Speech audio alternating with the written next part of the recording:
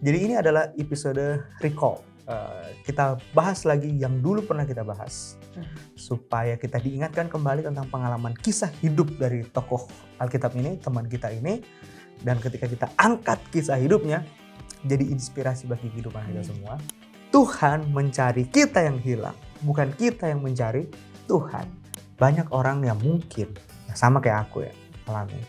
Kita beragama tapi agama kita dangkal gitu. Karena kita tidak punya iman.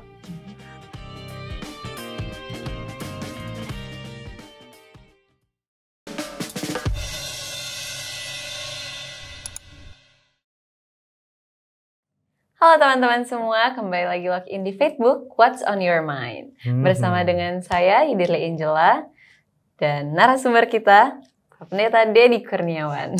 Gimana kabarnya Deh? Puji Tuhan baik, Sehat Pak Pendeta ya? sehat. Wah, kita juga baik dan sehat. Cerah sekali hari ini. Cerah sekali lampunya. Oke, silakan sapa-sapa dulu Deh. Teman-teman di rumah, jangan lupa untuk like, comment, and share video ini.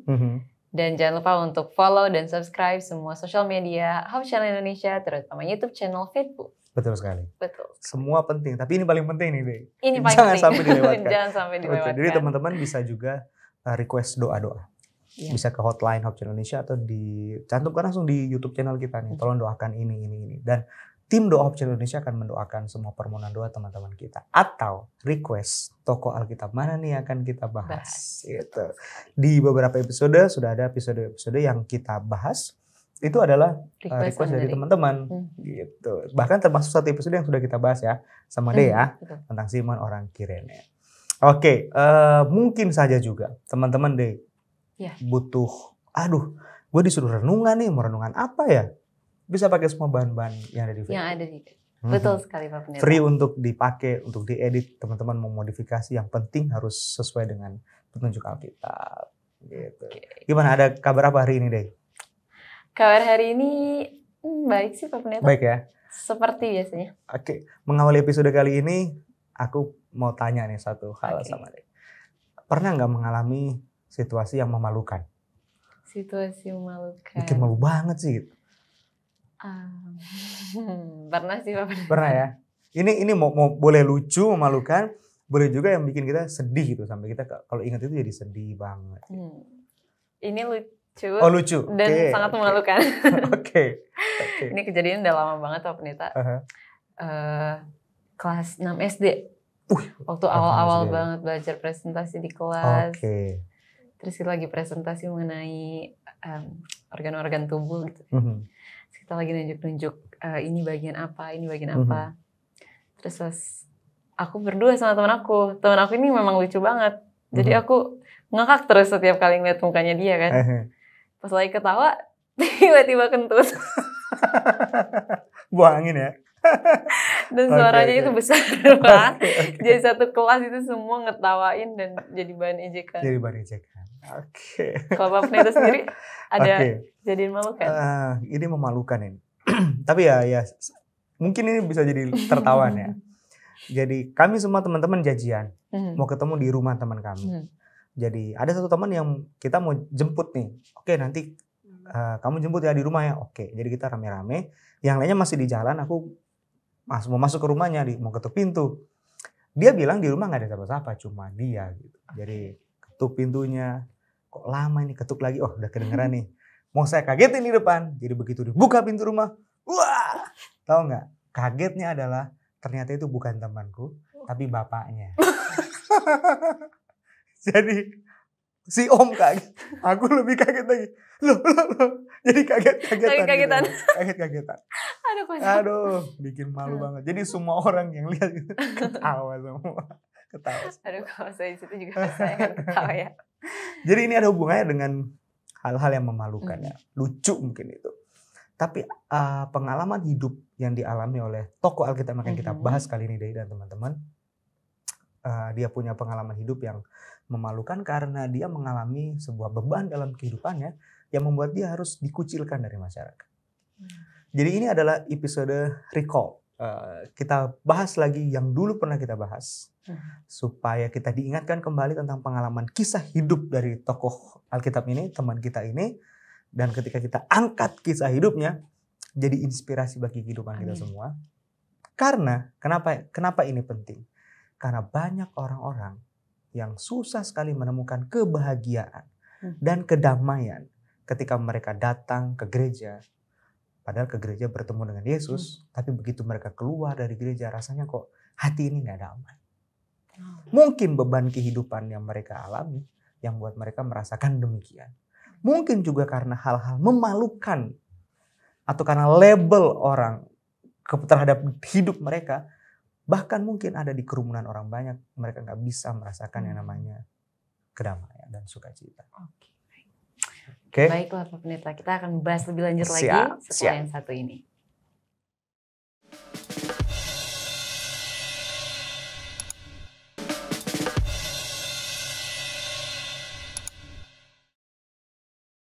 Kembali lagi di Facebook, What's on Your Mind? Kita akan lanjutkan pembahasan kita yang tadi Pak Pendeta mengenai tokoh Alkitab. Tokoh Alkitab ini ya, yang kasihan sekali ya hidupnya ya. Di Alkitab tidak ditulis siapa namanya. Tapi Alkitab menulis apa istilahnya ini? Beban hidup penderitaannya. Jadi wanita ini tidak dikenal dari namanya, tapi dikenal dari penderitaan yang dialami. Kasihan banget gak sih? Kasihan banget. Ini lebih kasihan lagi karena beban penderitaannya semakin bertubi-tubi ketika mungkin saja penderitaan itu membuat dia kehilangan status sosial yang layak yang seharusnya dia bisa terima.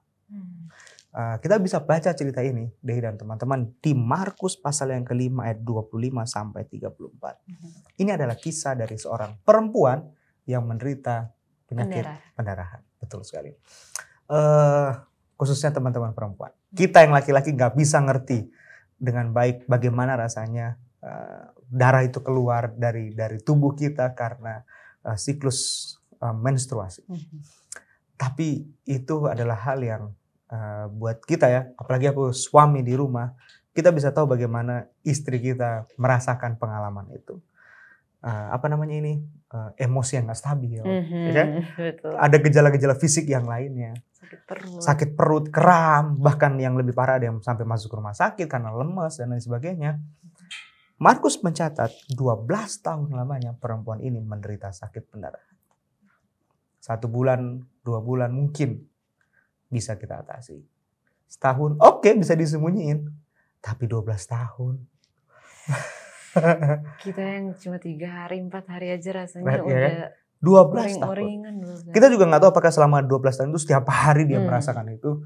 Tapi 12 tahun penderitaan itu dialami. Dan sepertinya kalau Markus menulis di ayat yang ke-26, semua sudah habis tapi dia belum sembuh. Jadi bayangin hukum yang waktu itu orang Yahudi punya, hukum sipil yang mengatur tata hidup mereka, termasuk juga hukum upacara, Imamat 15, penyakit ini membuat seseorang dianggap jadi tidak tahir, jadi najis. Jadi apa saja yang mereka pegang, benda, orang sekalipun dianggap najis, karena mereka najis. Gitu. Jadi bayangkan susahnya si perempuan ini. Semua keluarga pasti akan meninggalkan dia. Sahabat-sahabatnya. Siapa lagi yang mau dekat dengan dia dan main sama dia? Kalau sentuh aja najis ya. Betul. Mungkin ini pemudi yang ceria di gereja. Jadi bisa dibayang pemudi yang ceria di gereja. Tapi keceriaannya hilang karena penyakit yang dia derita. Bertahun-tahun dihabiskan waktunya, usahanya, bahkan uangnya sudah habis. Boleh nggak baca ayat 26 dari Markus pasal yang ke-5 deh. Ia telah berulang-ulang diobati oleh berbagai tabib sehingga telah dihabiskannya semua yang ada padanya, namun sama sekali tidak ada faedahnya, malah sebaliknya keadaannya makin memburuk. Banyak hal ya yang kita habiskan untuk menghilangkan penderitaan yang kita miliki. Seperti perempuan ini. Gak ada orang yang mau menderita kan. Semua upaya pasti kita mau buat supaya rilis semua beban penderitaan kita. Tapi bukannya makin sembuh, justru makin parah. Ya kan? Mungkin aja nih deh, teman-teman yang lagi nonton episode ini sedang mengalami pengalaman yang sama. Kita sedang mendalami dan mengalami apa yang wanita ini sedang rasakan. Semua usaha sudah kita coba untuk merilis beban dan pergumulan hidup. Gantinya mulai rilis pelan-pelan, justru semakin bertambah. Dan sepertinya kesulitan yang datang makin bertumpuk dan bikin kita jadi nggak tahu harus gimana lagi. Overwhelm, kalau kata anak zaman sekarang ya. Gitu ya. Overwhelm. Aduh. Jadi apalagi yang bisa dilakukan sama perempuan ini? Dokter yang terbaik mana yang nggak dia datangnya? Dia pergi. Jadi semua cara udah dicoba, semua usaha, tapi sama sekali nggak ada. Mungkin kita terbelenggu dengan hal yang sama.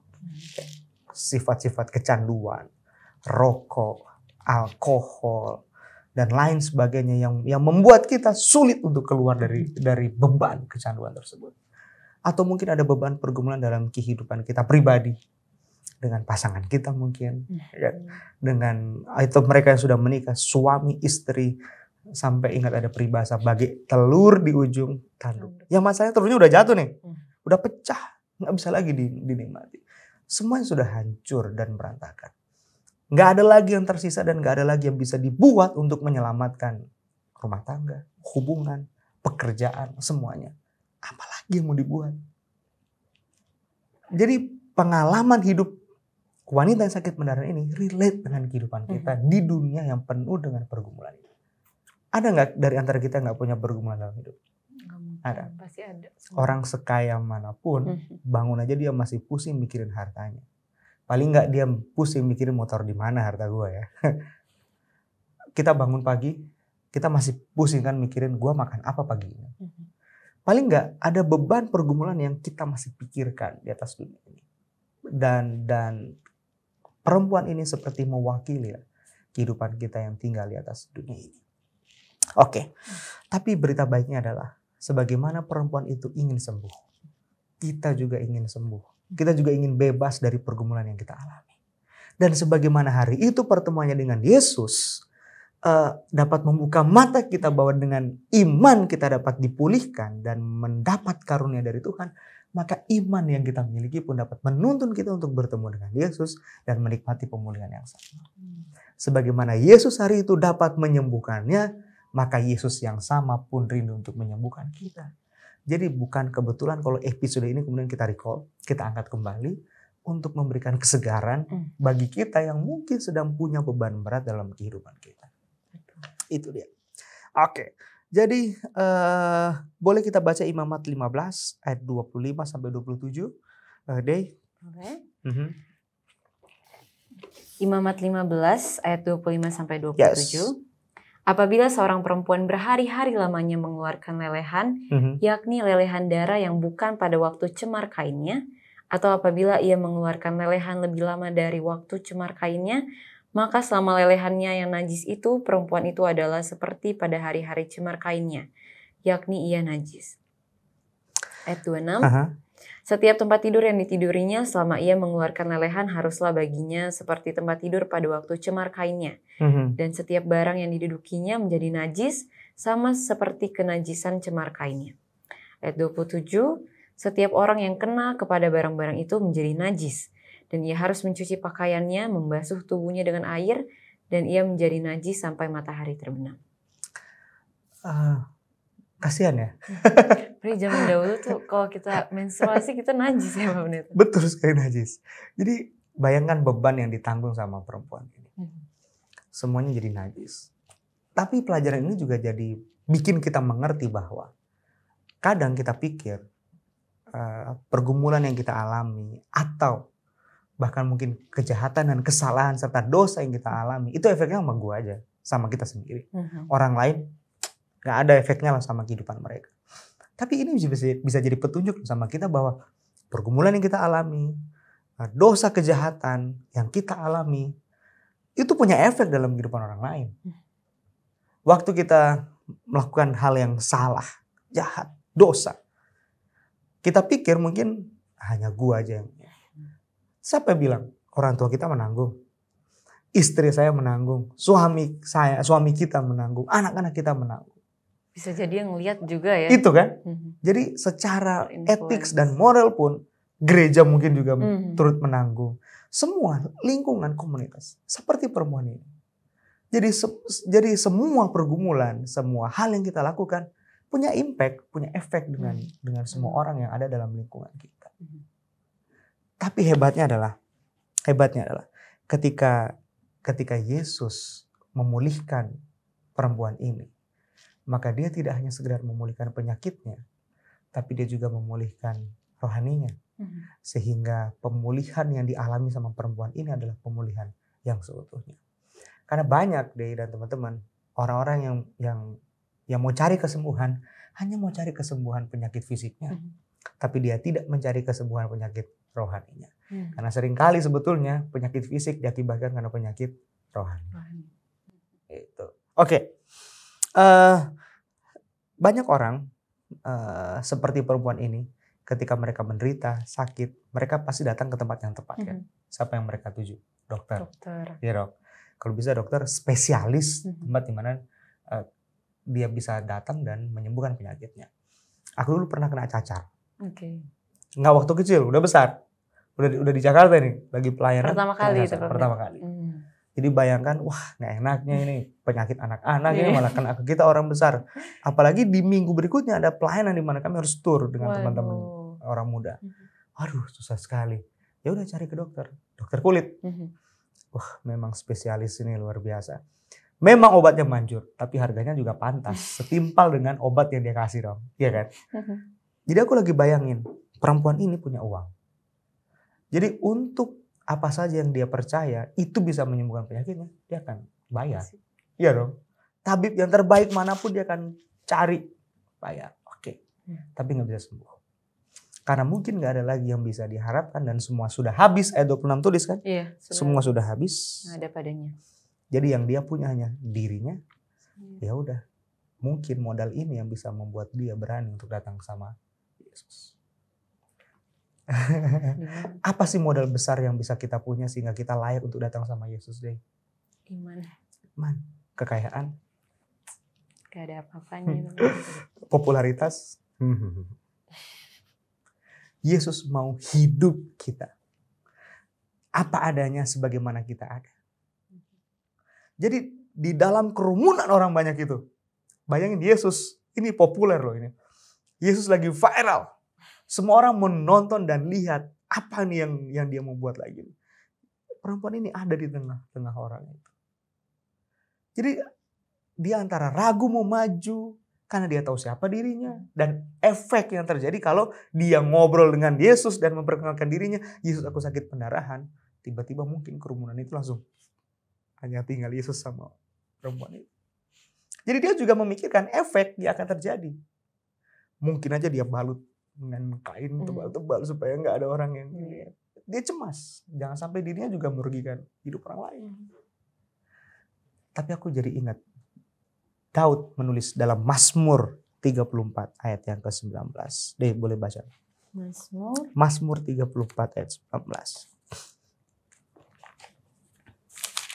Mazmur 34 ayat 19. Tuhan itu dekat kepada orang-orang yang patah hati dan ia menyelamatkan orang-orang yang remuk jiwanya. Aku yakin prinsip agama yang benar tentang keselamatan terjadi di kerumunan orang banyak itu.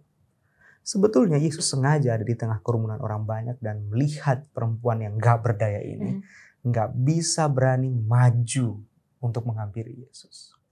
Jadi aku yakin Yesus yang datang menghampiri dia. Di tengah-tengah kerumunan orang banyak itu, Yesus sengaja berjalan semakin dekat dengan perempuan itu. Ya begitulah cara Tuhan bekerja. Tuhan mencari kita yang hilang. Bukan kita yang mencari Tuhan. Ingat waktu Adam dan Hawa jatuh dalam dosa? Siapa mencari siapa? Apakah Adam mencari Tuhan? Tuhan mencari Adam. Tuhan mencari Adam. Kenapa? Adam gak berdaya sama Hawa. Mereka tahu mereka telanjang. Mereka telah kehilangan kemuliaan Tuhan. Jadi satu-satunya bisa menyelamatkan mereka dengan cara mereka tidak berhasil. Karena bukan itu cara Tuhan. Cara Tuhan adalah Tuhan mencari yang hilang. Jadi kita pikir itu adalah kerumunan orang banyak yang lagi nonton orang yang populer. Tapi sebetulnya itu adalah cara dari Yesus untuk menutupi situasi yang seharusnya nanti akan jadi chaos kalau mereka tahu ada perempuan ini. Dan cara Yesus mendekati perempuan itu dengan cara yang demikian. Sehingga perempuan ini merasa nyaman, tenang, tidak terganggu, tidak dipermalukan. Cukup hanya menjamah jubah dari Yesus. Ya kan? Oke, ayat yang ke-30 boleh dibaca? Dari Markus. Dari Markus. Markus 5 ayat yang ke-30. Markus 5 ayat yang ke-30. Betul sekali. Pada ketika itu juga Yesus mengetahui bahwa ada tenaga yang keluar dari dirinya. Lalu ia berpaling di tengah orang banyak dan bertanya, siapa yang menjamah jubahku? Semua orang berdesak-desakan ya di situ ya. Banyak orang. Tapi kenapa Yesus menanyakan pertanyaan ini? Apakah hanya perempuan ini yang menjamah jubah Yesus? Nggak mungkin. Mendesak-desak ya itu. Semua orang senggol-senggol. Pernah nonton konser gak? Pernah. Gimana situasinya waktu nonton konser? Wow, chaos banget. Ya kan? Waduh. Apalagi kalau kita yang nonton bola nih, ya, penggemar fanatik bola. Kalau datang ke stadion, waduh. Skin to skin. Iya, waduh, pokoknya ngeri lah. Jadi kita udah nggak tahu lagi siapa yang nyentuh siapa. Atau gini deh, yang paling simpel nih kita di Jakarta nih, naik kereta. Wah, KRL, ya kan? Apalagi di jam-jam yang macet. Itu rasanya kayak muka ketemu muka itu udah biasa di dalam kereta kan? Iya, jadi tangan aja udah ke atas supaya kita nggak dianggap menyentuh bagian privasi orang kan? Udahlah tangan di atas, tangan begini supaya, nggak tangannya itu nggak dicurigai. Semua orang nempel-nempel, jadi nggak tahu siapa lagi. Jadi sepertinya Yesus menanyakan sebuah pertanyaan yang nggak perlu ditanyain Yesus. Karena semua pasti menjawab. Itu kan? Ngapain sih Yesus harus ditanyakan? Tapi sepertinya sebuah sentuhan ini istimewa bagi Yesus. Aku ada seorang pendeta ini tugas di satu wilayah dengan wilayahnya dia. Dia kalau ketemu sama aku, dia selalu panggil, Deddy Kurniawan, Pastor Deddy, my beloved young brother. Terus dia langsung peluk. Dia peluk. Jadi sentuhannya itu memberikan kekuatan, kenyamanan buat aku bahwa gue ini saudara, dianggap saudara nih, beloved young brother gitu kan. Iya. Ada satu anak di gerejaku, namanya Anindya Abigail Manulang. Panggilannya Anin. Dari sejak dia masih kecil sampai dia sekarang udah remaja, kebiasaannya sama. Kalau dari jauh dia udah panggil, Pastor Deddy. Habis itu dia second, dia goyang katanya, where is your wife? Mana istrinya saya? Sentuhan penting sekali, karena mungkin buat orang lain itu sentuhan itu menunjukkan biasa aja, tapi yang lain mungkin menunjukkan saya care, saya peduli. Ini sentuhan yang saya tunggu-tunggu. Waktu anak kami sakit di Samar, dia nggak mau makan, nggak mau ini, nggak mau itu, yang dia mau cuma dipeluk sama mamanya. Karena jamahan dan sentuhan mamanya itu bisa memberikan ketenangan sama dia. Jadi penyembuhannya lebih cepat. Gitu. Karena dia merasakan kasih sayang dari sentuhan itu. Tapi sentuhan ini kan sentuhan yang berbeda ya. Perempuan ini gak sentuh bagian tubuh Yesus. Tapi Alkitab menulis yang dia sentuh adalah ujung jubah dari Yesus. Jadi waktu dia sentuh ujung jubah dari Yesus, nyetrum kemana itu? Apakah ada ini sensor sehingga tubuh Yesus bergetar? Hanya ujung jubah dari Yesus. Tapi Yesus dapat merasakan ada seperti kuasa yang keluar dari tubuhnya dari sentuhan istimewa perempuan itu. Ada satu kutipan yang bagus. Dari buku Kerinduan Segala Zaman, halaman 372 paragraf yang pertama. Perempuan yang menderita ini mengulurkan tangannya, menjamah dia. Dia percaya bahwa dia akan sembuh. Dan dia merasakan kuasa penyembuhan itu. Perempuan ini punya iman. Imannya menggerakkan dia. Sehingga waktu dia pegang ujung jubah Yesus, dia percaya dia akan sembuh. Sekarang, kutipan yang lain di buku My Life Today, halaman 17 ditulis, Christ recognized that touch. And he determined there to give a lesson for all his followers to the close of time. Jadi Yesus tahu sentuhan mana. Artinya deh, kalau kita berdua ada di situ dan kita sentuh, Yesus tahu kita sentuh dia. Yesus tahu semua orang yang menyentuh dia. Tapi kali ini sentuhan ini berbeda dari sentuhan yang lainnya. Karena sentuhan ini adalah sentuhan iman. Sentuhan yang mungkin nggak dimiliki sama saya yang menyentuh Yesus. Mungkin sentuhan saya adalah sentuhan karena gue pengen ketemu Yesus. Populer banget ya loh. Beda ya. Okay. Kalau ada BTS ini tiba-tiba dia lagi makan mie di bawah ya. Atau dia lagi makan roti di bawah. Pasti kita kan, boleh nih kayak ini. Mungkin euforia orang banyak waktu itu yang datang ketemu dengan Yesus. Kayak gitu. Jadi kebutuhan dan keperluan mereka untuk bertemu Yesus sekedar karena Yesus itu tenar, populer. Sedangkan perempuan ini ketika dia bertemu dengan Yesus, dia merasakan sebuah kebutuhan lebih dari sekedar kebutuhan orang lain yang cuma pengen lihat Yesus. Kesembuhan. Dari waktu kita pergi ke gereja dengan dalih mau ketemu Tuhan. Oke? Apakah kita punya iman yang mendorong kita untuk pergi ke gereja sehingga waktu kita keluar dari gereja kita merasakan pemulihan dalam hidup kita? Seberapa sering kita keluar dari gereja dan merasa, Tuhan, makasih Tuhan. Gue disegarkan Tuhan. Atau,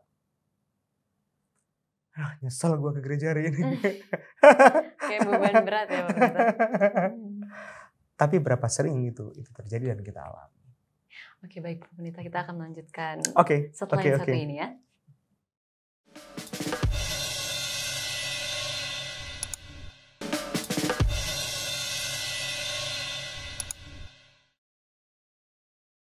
Kembali lagi di Facebook, What's on your mind? Ayo Pak Pendeta, kita lanjutkan lagi materinya. Lanjut lagi ya? Karena saya gak sabar nih, mau mendengarkan lebih banyak lagi mengenai ini. Jadi agak speechless ya, mau merenungkan pengalaman yang wanita ini sedang alami, kemudian mau direfleksikan dalam kehidupan kita secara pribadi. Gitu. Banyak orang yang mungkin, sama kayak aku ya, alami. Kita beragama tapi agama kita dangkal gitu. Karena kita tidak punya iman. Jadi kita berdoa, tapi sekedar berdoa supaya orang tahu kita Kristen. Formalitas. Tapi dalam doa kita nggak ada iman, sehingga doa itu nggak dapat menggerakkan sorga untuk melakukan sesuatu dalam hidup kita. Sia-sia berarti Pak Pendeta. Betul. Atau doa itu tidak dapat mengubah kehidupan kita yang perlu untuk diubah. Jadi apalah artinya kita berdoa? Ya oke lah berdoa. Jadi apa artinya hidup beragama kalau kayak begini? Jadi perempuan ini sedang menegur hidup kita. Bahwa kita seringkali menjadi orang Kristen seperti kebanyakan orang yang ada di kerumunan orang banyak pada waktu itu. Kita kenal Yesus, kita tahu Yesus. Tapi mungkin Yesus yang kita kenal hanya karena sekedar popularitasnya sehingga orang tahu, gua tahu Yesus, gua kenal Yesus. Kristen KTP ini, Kristen KTP. Tapi zaman iman, no way. Banyak orang datang ke gereja seperti ini. Terus yang paling parah adalah ketika kebangunan rohani tidak dapat mereka rasakan. Sehingga mereka akan keluar dengan tangan yang hampa. Perasaan yang hampa. Apalagi kalau ke gereja kan, khotbahnya begini lagi. Aduh, dia lagi yang khotbah. Jadi pengalamannya datang ke gereja untuk merasakan pemulihan rohani itu berdasarkan siapa yang berdiri di atas mimbar. Oke? Dan apa yang diucapkan oleh orang itu. Baru masuk dan baca, lihat dong buletin gerejanya, siapa yang khotbah ini? Ya. Aduh, dia lagi. Judul khotbahnya itu lagi ya. Duh, udah tahu ini. Siapa tuh? Itu yang berbahaya. Itu yang berbahaya. Jadi udah gitu kan, keluar gereja, kita kutuk yang bawa khotbah. Kita sumpah-sumpahin dia. Khotbahnya juga kita jelek-jelekin. Bukan yang dapat berkat malah kutuk yang kita terima. Seperti cerita yang tadi kita bahas sebelum sesi ini diambil. Anak kecil datang ke gereja seperti layak yang banyak anak kecil. Harusnya dia bisa menikmati semua hal indah di gereja, tapi gereja seperti tempat yang gak enak untuk dikunjungi. Nanti Om Diakon marah. Nanti Tuhan Yesus marah, nanti semua marah-marah. Jadi di gereja dia rasa dia harus duduk diam, tenang, gak bisa bikin apa-apa. Jadi yang dia tunggu-tunggu adalah kata amin dari pendeta yang menutup doa berkat. Selesai keluar dari gereja, baru dia rasa I'm free. gue bebas. Sebebas kupu-kupu yang terbang di halaman gereja kan. Hinggap di bunga yang satu ke bunga yang lain. Sebebas burung yang terbang. Indah sekali. Indah sekali. Jauh lebih indah di luar gereja daripada di dalam gereja. Tiba-tiba dia lihat, ngapain ada orang kok nambatin, ngikat keledai di dekat gereja. Dia lihat keledai ini, ada yang aneh dari keledai ini. Kenapa ya dia murung-murung? Dia lihat-lihat lagi dekat. Dia bilang, aku tahu nih, kenapa kamu murung-murung. Pasti kita satu jemaat kan, satu gereja kita kan. Karena dia rasa pengalaman yang sama gitu. Di dalam gereja gue murung-murung, pasti kita satu gereja nih. Berapa sering kita yang keluar dari gereja, kita seperti keledai yang murung. Gitu. Murung terus, murung, gak ada sukacita. Karena mungkin kita datang ke gereja, gak ada iman yang mendorong kita. Bukan iman dasar dorongan kita pergi ke gereja. Karena kalau iman yang mendorong kita untuk pergi ke gereja, maka pengalaman dari wanita ini akan kita alami. Kalau kita tidak merasakan jamahan Tuhan, selepas kebaktian gereja, ada yang salah dari cara kita berbakti. Ada yang salah dari motivasi kita datang kepada Tuhan. Karena kalau kita salin orang yang membawa pekabaran atau siapa yang berbicara di atas mimbar, ingat cerita ini, Day dan teman-teman Facebook. Satu kali Yesus datang ke Sidon, ke tempat orang Kanaan. Lokasi orang-orang yang gak percaya sama Tuhan. Tapi ada seorang wanita yang minta tolong sama Tuhan karena anaknya lagi sakit. Dia coba untuk minta tolong. Yesus bilang, aku diutus hanya untuk orang Israel. Perempuan ini gak peduli. Walaupun Yesus khotbah begitu. Terus Yesus bilang lagi, gak bagus. Kasih roti dan remah-remahnya itu dimakan untuk anjing.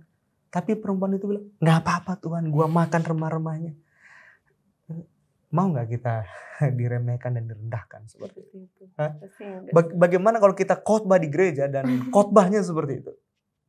Mungkin kalau Yesus yang khotbah kita terima ya, kayak, oh ya kan dia Yesus gak apa-apa lah ya. Kalau orang, mungkin saya pulang. Bagaimana kalau ketua jemaat? Bagaimana kalau pendeta kita? Atau siapa saja mungkin dia bilang pulang. Wah kalau aku balas itu bahwa enak aja. Sama diri. Ngatain ya. Interupsi. Enak aja nih khotbahnya macam apa ini. Tapi perempuan itu mengajarkan kita bahwa khotbah yang seperti apapun, kalau iman yang mendorong dan menggerakkan dia, gak jadi masalah. Karena Tuhan dapat bekerja lewat khotbah yang model kayak begitu untuk memberikan pemulihan. Siapa yang menyangka? Gak ada yang nyangka kan? Tapi justru khotbah itulah yang diucapkan oleh Yesus yang dapat menyelamatkan perempuan itu. Jadi jangan suka salah-salahin pendeta yang khotbah ini, khotbah itu, atau orang itu gak pantas. Nikmati saja. Nikmati aja. Dia suka makan apa? Makanan favorit? Pempek. Oke, pempek. Ada satu tempat khusus kan memang yang memang enak gitu pempek. Bagaimana sekarang kalau dia pergi ke satu tempat mau cari pempek tapi nggak ada pempek, kecewa kan? Kecewa lah ya. Kalaupun keluar pempeknya, tiba-tiba tidak seenak pempek yang biasa dirasakan. Lebih kecewa lagi dong, ya kan? Tapi apakah itu jadi alasan lantas kemudian dia bilang mulai sekarang aku nggak mau makan pempek? Nggak kan? Kan bisa nanti next time kita ke situ ya. Tempat yang lain. Iya kan? Jadi kalau kita ke gereja yang kita minta pempek yang keluar tinutuan, nikmati aja. Lebih enak lagi.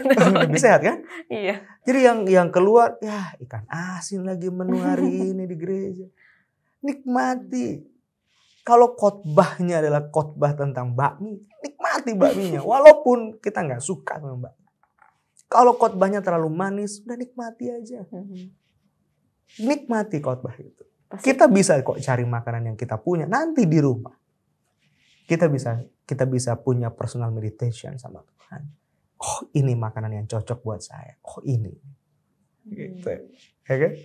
Yang berikutnya yang penting adalah jamahan dari perempuan itu yang menjamah ujung jubah dari Yesus. Sayangnya aku lupa bawa sampelnya, talitnya sebagai contoh. Padahal itu harusnya penting ya. Mungkin nanti next time kita bisa bahas kalau ada hubungannya dengan itu kita bisa tunjukkan. nggak ada kuasa pada ujung jubah Yesus. Kuasa itu datangnya dari Yesus. Tapi banyak sekali orang Kristen yang percaya kepada media, seolah-olah media itu punya kuasa ketimbang Yesus yang punya kuasa. Satu kali, dulu waktu zaman masih ngekos dengan teman-teman, sudah pindah, karena kan rolling ya, rotasi perpindahan pelayanan, ditelepon sama ada satu keluarga yang tinggal juga dekat tempat kami kos. Dia bilang, wah tolong dong Pak Pendeta, kirimin aja lah minyak urapan. Nanti saya aja yang ngurapi ini orang lagi kerasukan setan. Dia sepertinya butuh pertolongan. Saya bilang, oh nggak perlu berdoa, nggak perlu, yang penting minyaknya saja. Jadi orang Kristen sekarang lebih percaya kepada media yang dipercaya punya kuasa ketimbang doa yang jauh lebih berkuasa daripada media apapun. Jadi sepertinya orang Kristen punya amulet, jimat. Tapi jimat rohani yang dipercaya ini punya kuasa nih. Mengkultuskan sesuatu media. Hati-hati, nggak ada kuasa pada benda-benda tersebut. Jadi jubah Yesus itu nggak ada kuasanya. Kuasanya hanya ada pada Yesus. Oh iya, Yesusnya.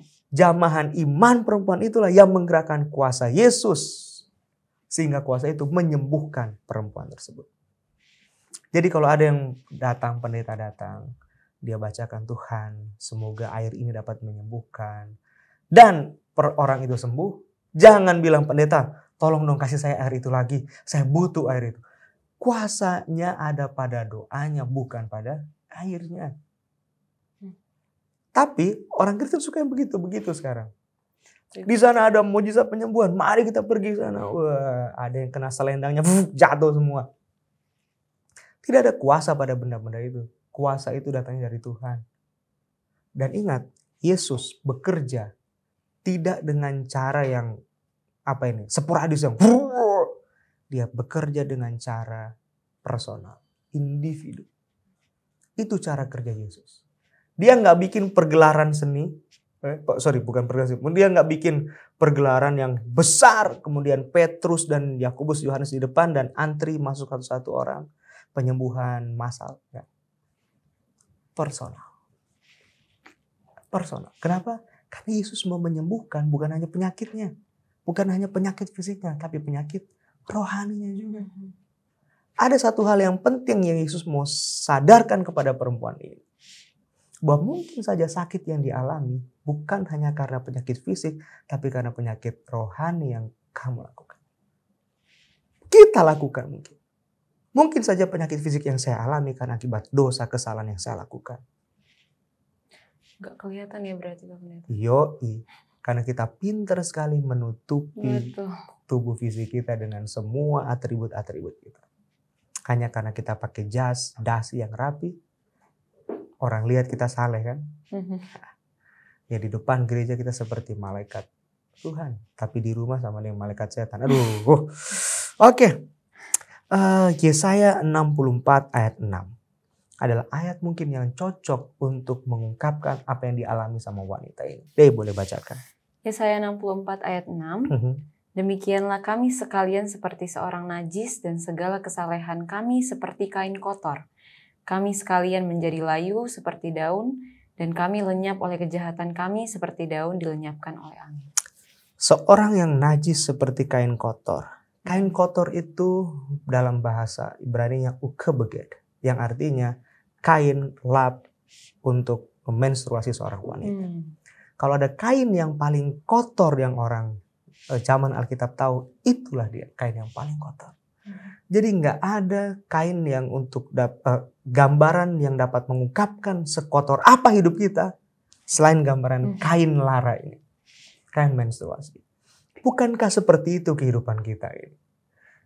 Waduh, kita punya banyak dosa dan kecemaran. Kalau kita berdua di sini ngobrol masalah firman Tuhan, kita kasih pelajaran sama teman-teman, bukan berarti gambaran kehidupan kita seperti kain lenan yang putih halus. Ya, gak ada yang sempurna dalam kehidupan kita yang dapat kita banggakan sehingga orang-orang dapat menilai kita ini lebih pantas daripada yang lain. Gak ada deh.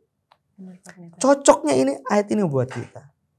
Tapi jamahan Yesus memberikan pemulihan sama kita.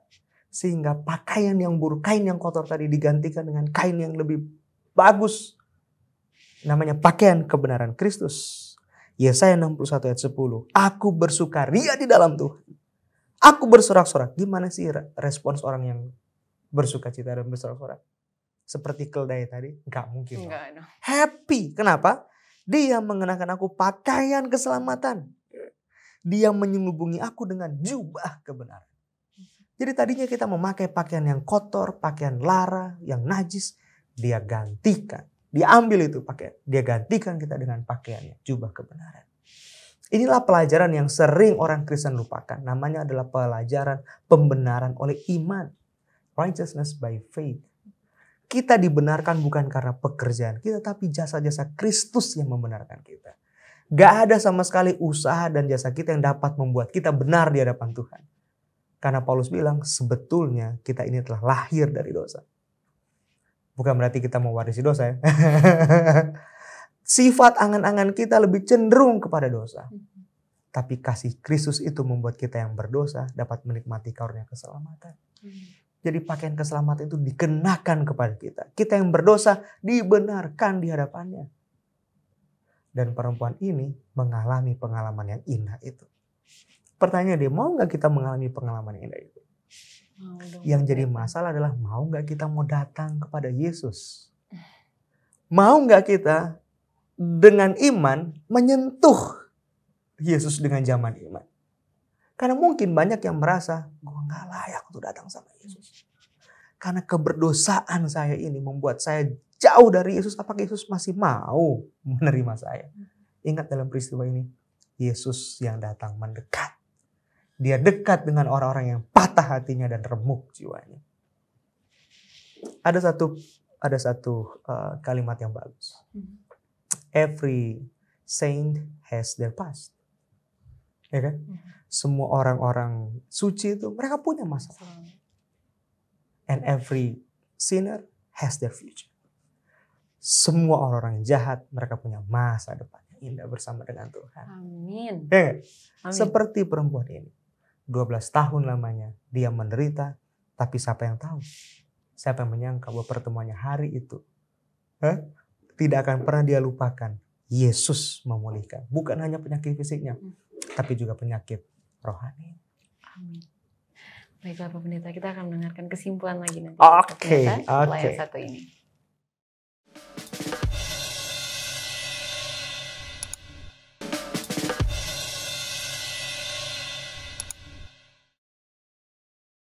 Kembali lagi di Facebook, What's on your mind? Kita sudah sampai di sesi kesimpulan. Iya. What's on your mind? Apa yang ada di dalam pikiran Dei saat ini? Dengan pelajaran yang tadi baru kita lewatin. Kalau dari aku sendiri sih ini menjadi refleksi buat diri sendiri sih Pak Pendeta. Bagaimana supaya hal-hal keagamaan itu, contohnya seperti berdoa, pelayanan, bukan jadikan hal-hal formalitas. Karena pasti kalau kita jadiin itu hal-hal formalitas, rasanya akan jadi beban, bukan jadi berkat. Betul. Ya, tapi kalau misalnya kita lihat itu sebagai, kalau kita punya iman, kita pasti akan melihat itu sebagai berkat, sebagai sukacita ya, satu sukacita buat kita. Itu sih Pak Pendeta.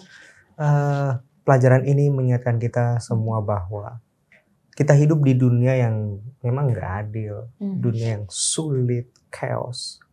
Tapi di tengah-tengah dunia yang penuh dengan hal-hal yang gak banyak bisa kita nikmati, kita masih bisa merasakan kasih Tuhan. Gak peduli sebesar dan seberat apapun pergumulan yang kita alami. Tidak peduli sebanyak apa air mata yang mengalir setiap kali kita bergumul sama Tuhan. Yesaya bilang, tangan Tuhan tidak kurang panjang untuk menyelamatkan kita. Pendengarannya juga tidak kurang tajam untuk mendengar setiap keluh kesah kita. Jadi yakinlah dan percayalah bahwa dalam setiap pergumulan kita, Tuhan tahu dan melihat. Dan hebatnya lagi adalah Tuhan dekat dengan orang-orang yang patah hati dan remuk jiwanya. Banyak orang berpikir ketika dia dalam keadaan yang terpuruk, justru saat itu dia tidak dapat lagi merasakan kasih Tuhan. Justru di dalam kelemahan kita lah kasih Kristus itu sempurna. Paulus bilang, for then when I am weak, I am strong. Justru dalam ketidakberdayaan kita dapat merasakan kekuatan dari Tuhan. Kalau kita merasa kita kuat, I'm good enough. Ya, gue kuat. Bagaimana kita bisa merasakan kasih Kristus yang akan memberikan kekuatan kalau kita rasa kita masih kuat? Tuhan akan izinkan kita benar-benar gak mampu, hancur lebih dulu. Baru dia akan tunjukkan kasih karunia-Nya sama kita. Perempuan ini, dia kehilangan segala-galanya. Dia kehilangan uang. Dia kehilangan status sosial. Dia kehilangan keamanan dan kenyamanan hidup. Baru dia merasakan kenyamanan dan ketenangan yang sesungguhnya. Yang dunia gak bisa berikan. Yang hanya bisa diberikan oleh Yesus. Dengan iman yang dia punya. Jadi harusnya dengan iman yang kita miliki dalam Yesus. Kita dapat mengalami pengalaman indah. Seperti yang dialami oleh perempuan ini. Bisa kita berdoa deh? Mari kita berdoa. Terima kasih Tuhan untuk episode yang indah. Episode yang mengharukan ketika kami mempelajari teman lama kami. Yang oleh karena pergumulan hebatnya namanya tak dapat disebutkan. Tapi kami kenal dia karena pergumulan hidupnya yang sangat berat. Tuhan sepertinya pengalaman hidupnya mengingatkan pengalaman kehidupan kami semua. Yang tinggal di atas dunia yang penuh dengan beban pergumulan dosa. Dunia yang telah dirusak oleh dosa. Tapi Tuhan di tengah-tengah dunia yang telah rusak ini. Engkau masih mengizinkan kami untuk melihat kasih-Mu yang ajaib. Kasih-Mu yang maha murah. Tuhan izinkan kami untuk menikmati pengalaman iman seperti yang wanita ini alami. Bahwa di tengah-tengah pergumulan hidup ini. Kami sanggup berdiri dan melihat Yesus. Karena hanya dengan melihat Yesus hidup kami akan diubahkan. Dan pertemuan kami dengan Yesus itu akan melihatkan kami. Betapa mulianya Yesus yang kami sembah dan kami agungkan. Yesus yang sanggup memulihkan kehidupan kami. Yesus yang sanggup memulihkan dan memberikan kami penyembuhan atas sakit rohani dan sakit fisik yang kami sedang alami. Tuhan, kami yakin dan percaya doa ini akan naik di hadapan-Mu. Sehingga doa ini akan menyelamatkan jiwa kami. Berkati semua teman-teman Facebook kami yang sedang menghadapi pergumulan berat dalam hidup mereka. Yang sedang sakit di tempat pembaringan mereka. Yang berduka cita. Yang lemah imannya. Yang bergumul dengan pergumulan pribadi mereka di tempat mereka bekerja dalam kehidupan rumah tangga dan pekerjaan mereka. Tuhan tolong. Tunjukkan jalan yang terbaik-Mu. Dekat hampiri mereka Tuhan. Supaya mereka boleh merasakan kelepasan yang berasal daripada-Mu saja. Pertemukan kami kembali pada episode selanjutnya bersama dengan teman-teman kami. Supaya kami boleh menikmati banyak sekali kebenaran firman Tuhan yang akan memberikan kami sukacita dan kelegaan hidup. Terima kasih untuk berkat-Mu dalam nama Yesus kami berdoa. Amin. Amin. Baiklah Bu Pendeta, terima kasih untuk materi hari ini. Teman-teman, kita akan ada episode selanjutnya. Apabila masih ada yang mau request, bisa langsung komen di section komen ya. Betul. Dan jangan lupa untuk follow semua social media Hope Channel Indonesia. Terutama jangan lupa subscribe YouTube channel Faith. Betul, jangan cuma subscribe, share. Share juga. Like dan komen juga ya. Like dan komen. Udah mulai banyak nih yang komen-komen di YouTube channel kita nih. Kita puji harus Tuhan apresiasi ya, teman-teman. Betul sekali. Berarti udah makin banyak ya yang yang menikmati. Semangat untuk mempelajari firman Tuhan dan mempelajari firman Tuhan. Betul sekali. Sampai ketemu di episode selanjutnya.